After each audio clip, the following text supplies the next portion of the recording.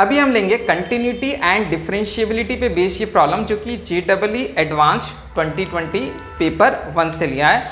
और क्वेश्चन जो है वो मल्टीपल करेक्ट चॉइस टाइप का क्वेश्चन है, मतलब एक से ज़्यादा आंसर जो है इसमें करेक्ट हो सकते हैं। और क्वेश्चन क्या है कि let there is a function, एक फंक्शन f इन्होंने डिफाइन किया है रियल सेट में, जो किस तरह से है x³ - x² plus x - 1 into sine of x। एक दूसरा gx फंक्शन है जो कि एक आर्बिटरी फंक्शन है, मतलब इसको एक प्रॉपर डेफिनेशन है नहीं दी है। और इन्होंने एक तीसरा फंक्शन बताया है जो कि f और g का प्रोडक्ट फंक्शन है, तो इन्होंने एक तीसरा फंक्शन डिफाइन किया है fx इंटू gx। इसके बाद इन्होंने 4 स्टेटमेंट दी हैं और पूछा है कि इनमें से कौन कौन से स्टेटमेंट जो है वो करेक्ट हो सकते हैं। और चारों ही स्टेटमेंट में कंटिन्यूटी ऑन डिफरेंशिएबिलिटी पे बात हो रही है, और किस पॉइंट पे हो रही है, एट x = 1। ठीक है, तो अब इस क्वेश्चन को हम देख लेते हैं कि यहाँ पर f क्या है। इधर fx को हम लिख सकते हैं, इसमें से अगर मैंने x² को कॉमन ले लिया तो इधर आ जाएगा हमारे पास x - 1 plus x - 1 into sine of x। तो पूरे एक्सप्रेशन में से मैंने x - 1 को कॉमन ले लिया तो मुझे मिल जाएगा ये function x² plus sign of x। तो यहाँ पर क्लियरली दिख रहा है कि जो फंक्शन f ऑफ x है वो x की सारी वैल्यूज़ के लिए कंटिन्यूस और डिफरेंशिएबल है।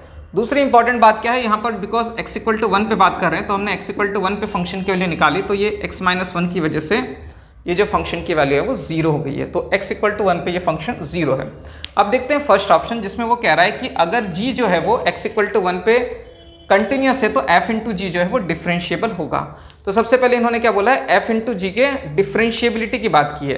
तो x = 1 पे अगर मैंने निकाला f इंटू जी का derivative, that means derivative of f into G at x = 1, तो उसको हम कैसे लिख सकते हैं, limit h tending to 0 f of 1 plus h multiplied by g of 1 plus h minus f of 1 into g of 1 into G of 1 divided by h। ये हो गया हमारा f इंटू जी का डेरिवेटिव एट x = 1। अब इधर अगर हम देखेंगे तो अगर मैंने वैल्यूज़ को पुट किया तो यहाँ पर क्या आ जाएगा, लिमिट h टेंडिंग टू 0, यहाँ पर हो गया f ऑफ 1 प्लस h में इधर x की जगह पे 1 प्लस h लिखेंगे तो ये हो जाएगा 1 plus h minus 1 which is nothing but h multiplied by, ये हो गया 1 प्लस h का whole square multiplied by sine of 1 plus h multiplied by g of 1 plus h, और माइनस में f ऑफ 1 तो 0 है तो g पूरा वैल्यू 0 हो जाएगा, तो उसको लिखने की हमें ज़रूरत नहीं है, और डिवाइडेड बाय हो गया h।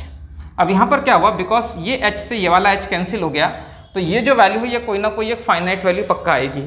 तो यहाँ से हमें क्या समझ में आ रहा है कि ये जो फंक्शन है ये तो एग्जिस्ट करेगा, एट x = 1 पे फंक्शन का डेरिवेटिव एग्जिस्ट कर रहा है, इसका मतलब x = 1 पे ये फंक्शन डिफरेंशिएबल होगा। ठीक है, तो ये वाला ऑप्शन ऑब्वियसली क्या होगा, ये ऑप्शन एक करेक्ट आंसर होगा, क्योंकि हमारा फंक्शन g कंटिन्यूस है तो f इंटू जी को डिफरेंशिएबल होना पड़ेगा।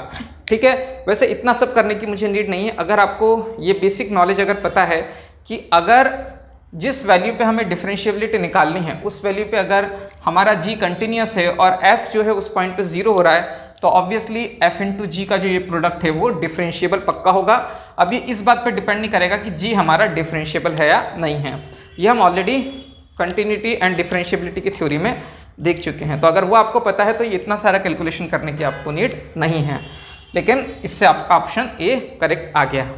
दूसरे ऑप्शन पे देखते हैं कि f इंटू जी अगर डिफरेंशिएबल है x = 1 पे तो g को कंटिन्यूस होना पड़ेगा।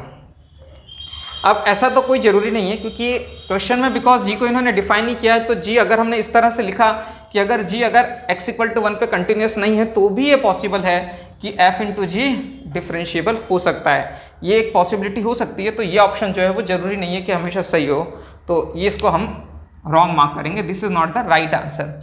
उसी तरह से थर्ड ऑप्शन में वो कह रहा है कि अगर g डिफरेंशिएबल है x = 1 पे तो f इंटू जी भी डिफरेंशिएबल होगा x = 1 पे। तो यहाँ पर देखिए, सबसे पहली चीज़ में हम ऑलरेडी देख चुके हैं कि जो फंक्शन fx है ये तो x की सारी वैल्यूज़ पे डिफरेंशिएबल है, मतलब ये x = 1 पे डिफरेंशिएबल है। दूसरा, इस ऑप्शन में इसने पहले ही बोल के रखा है कि g जो है वो एक डिफरेंशिएबल फंक्शन है एट x = 1, तो डेफिनेटली उनका प्रोडक्ट फंक्शन जो होगा f इंटू जी वो भी डिफरेंशिएबल ही होगा, क्योंकि अगर दो फंक्शन डिफरेंशिएबल हैं तो उनका प्रोडक्ट हमेशा डिफरेंशिएबल होगा उस पॉइंट पे। तो ये ऑप्शन सी जो है वो आपका करेक्ट आंसर होगा। और इसके बाद अगर हम लास्ट ऑप्शन पे, जिसमें वो कह रहा है कि f इंटू जी जो है वो डिफरेंशिएबल है, तो g भी एक डिफरेंशिएबल फंक्शन होगा। तो ये तो ऑब्वियसली रॉन्ग होगा, क्योंकि बी ऑप्शन में हम ऑलरेडी देख चुके हैं कि अगर f इंटू जी डिफरेंशिएबल है तो g कंटिन्यूस होगा, ये जरूरी नहीं है। तो जब ये इसकी कंटिन्यूस होने की कंडीशन फुलफिल नहीं हो रही है तो डिफरेंशिएबल होने के लिए तो कोई सवाल ही नहीं उठता है। तो ये ऑप्शन तो डेफिनेटली रॉन्ग आंसर ही होगा। तो इस क्वेश्चन के जो करेक्ट आंसर्स हो गए वो हो जाएंगे ए एंड सी। तो correct answers will be option A and option C.